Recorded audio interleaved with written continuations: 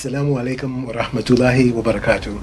Wassalatu wassalam ala Rasulullah sallallahu alayhi wa sallam. Welcome to ShuraTV, to the Prison Outreach Program series, where we try to bring you men and women who have done time in the correctional facilities, chaplains, administrators, and academians.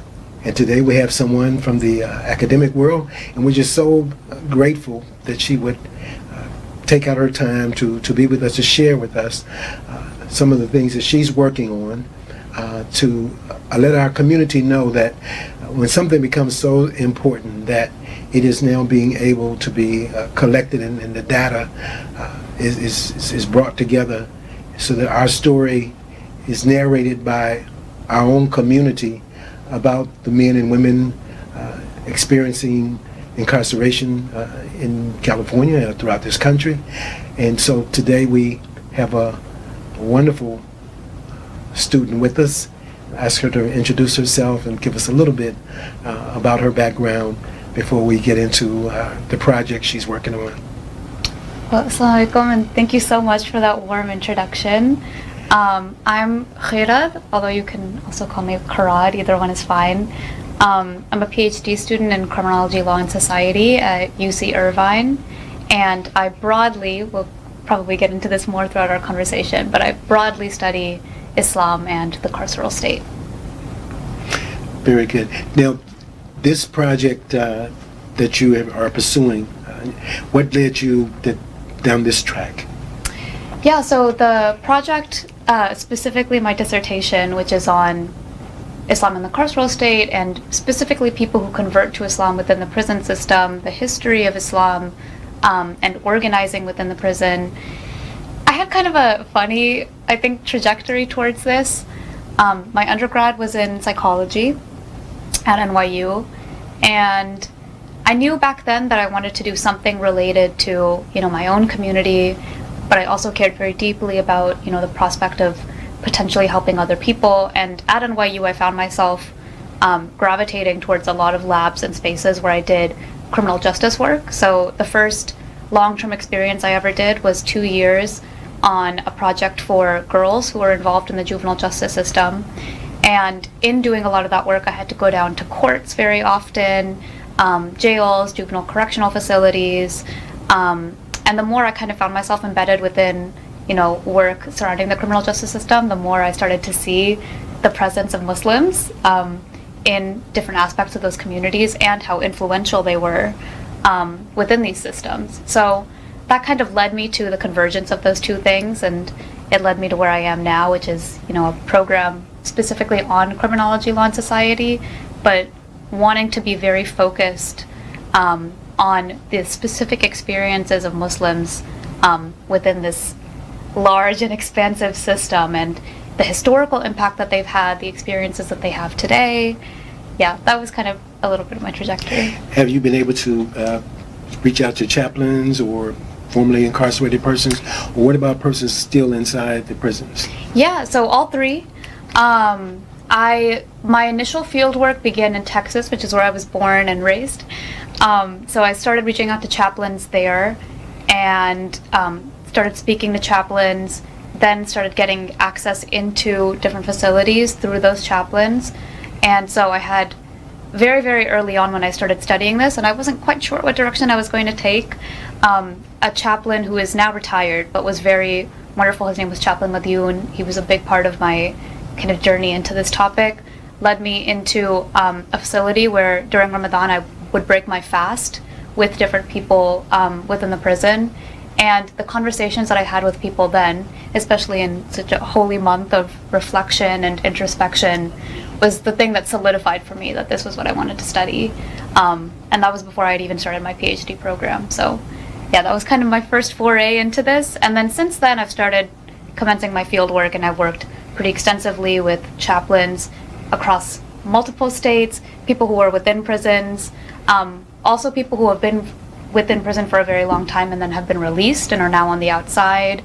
So really trying to get everybody's perspectives. I also work with some Islamic advocacy groups for people within the prison.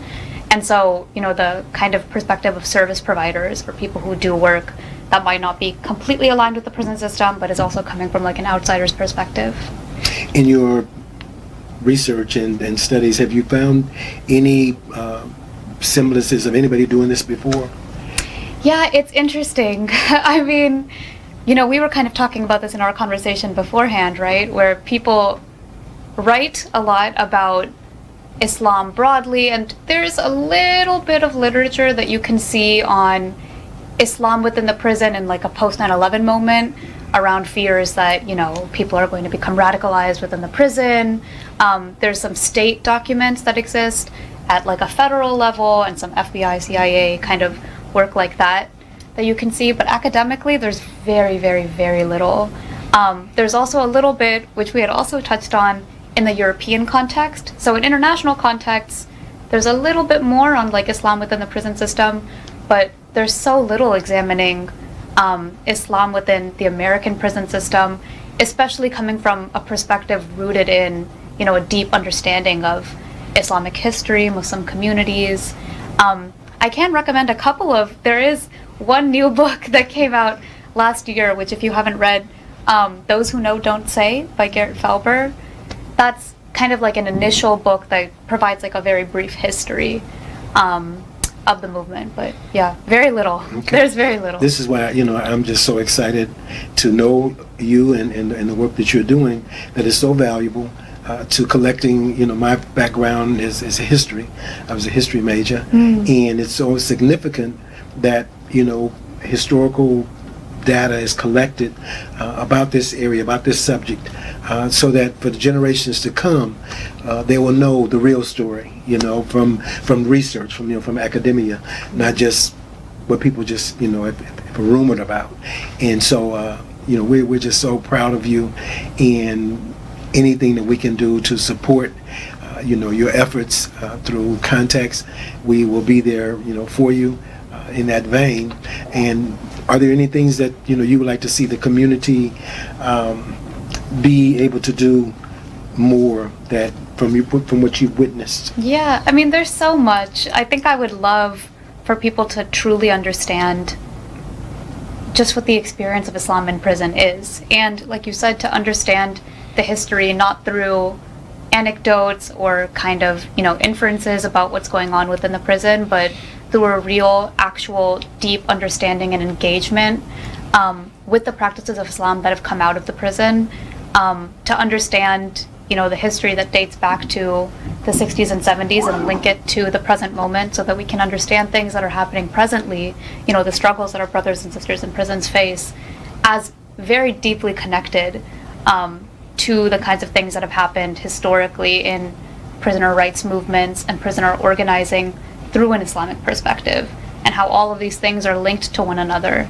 And then I think the biggest thing that I would love to see from the outside community is like a real deep engagement with the scholarship and, you know, the kind of practices of Islam, of people in prison, more respect for people who are, you know, who have had those experiences, and an understanding that, you know, some of the truest, I think, Muslims and the truest reflections of scholarship and a willingness to kind of engage with faith in really difficult ways come out of people who have been in prison and been through such tumultuous and difficult experiences. So it would mean, I think, a lot if that awareness was spread throughout the community and, you know, even beyond that.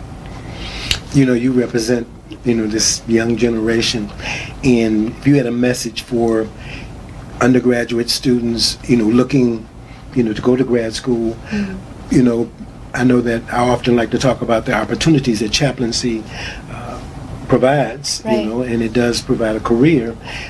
Would you, you know, have some suggestions also, or some encouragement to young people to look at some areas in research or in doing the work, from how you've experienced going in and out and seeing the people who are behind the scenes? Yeah. No, that's a great question. I think I would say if, you know, if there's any young person in the community that is interested in going into academia, there are so many rich stories and traditions and histories, not just within the prison, but just all over small little pockets of our community that don't get told and that are paid very, very little attention. And so I think more academic voices are always useful and always amazing and incredible. And if that's something that you're interested in, you're going to have some mental fortitude and be prepared to come up, across quite a few issues surrounding like lack of access and people often not being able to understand or really engage with your work. But when you feel divinely guided, or that the work that you're doing is part of a much larger and grander purpose, I think it helps. It can help you kind of stay motivated through all of that and get to your final goals, which are hopefully connected to something transcendental and much larger. Jazakallah khairan. Thank you so much for joining us on ShuraTV. Thank you, community, for supporting the Prison Outreach Program through your contributions so that we can be able to provide Qur'ans and hijabs and dhikr beads and materials, as well as dates during the month of Ramadan, and just so many things when the people get out, to be there with them and for them as they transition. May you continue to follow us on ShuraTV and continue to support the Shura Council that strives to bring our community together and keep us engaged in the social issues that affect all of us. Assalamu alaikum.